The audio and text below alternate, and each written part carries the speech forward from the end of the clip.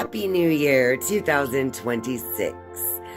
I love the energy of New Year's Eve, where it's like endings and new beginnings, transformations, and thinking of where you want your life to go in the next year, but also reflecting on where your life has been in the past year.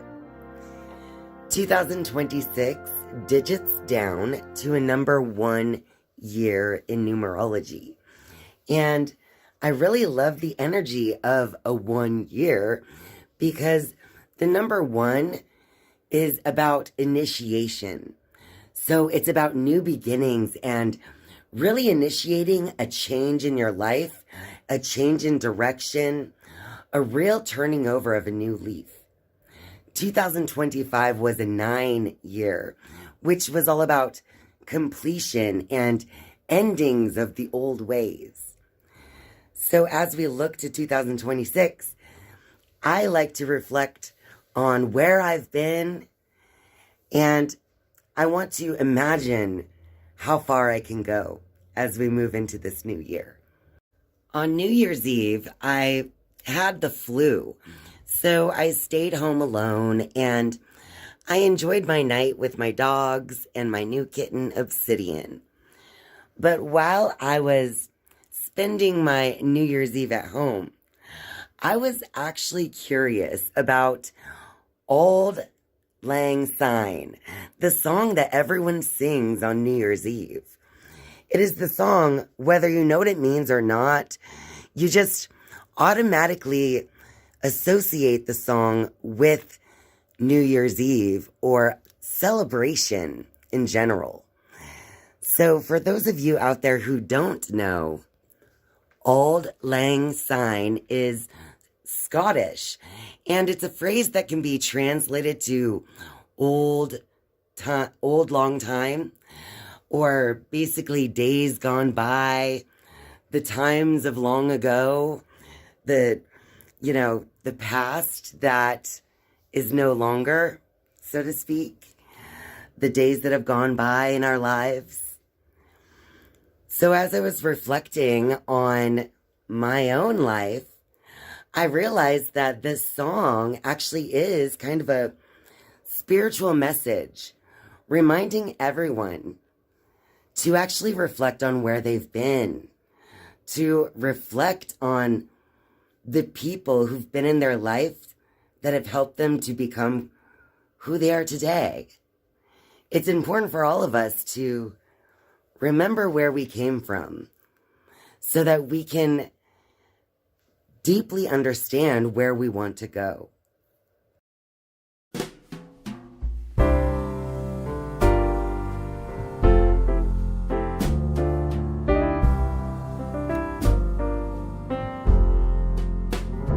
Should old acquaintance be forgot and never brought to mind? Should old acquaintance be forgot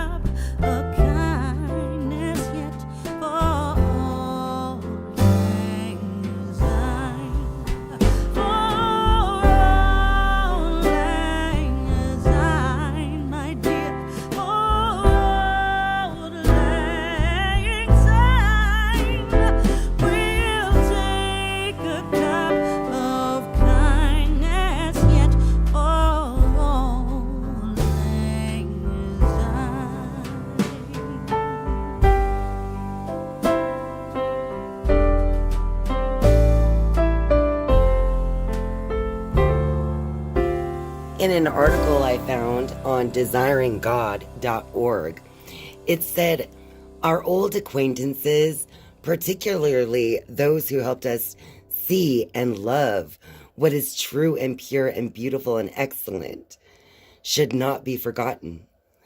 They should be recalled and reverenced. They left an indelible imprint on our souls, and they still shape who we are. They were good, gracious gifts from God Himself, to whom it is fitting to give heartfelt, profound thanks.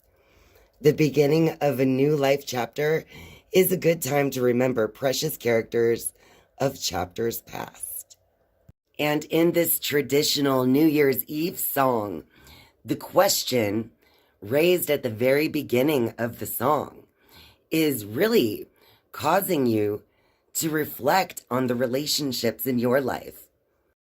And the chorus of Auld Lang Syne is that we'll take a cup of kindness yet for Auld Lang Syne.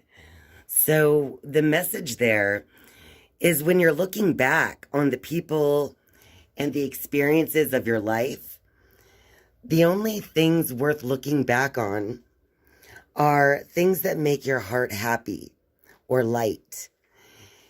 And otherwise, you should look back with kindness, knowing that we're all human and we all make mistakes. And it actually pays to be gentle on our own hearts and the hearts of others. And surely you'll buy your pint cup, and surely I'll buy mine, and we'll take a cup of kindness yet for Auld Lang Syne. So that line is about value, because it's about you and your value being separate from me and my value. But we can still be kind to each other and responsible for ourselves at the same time. Besides, the relationships in our lives are what make memories worth celebrating.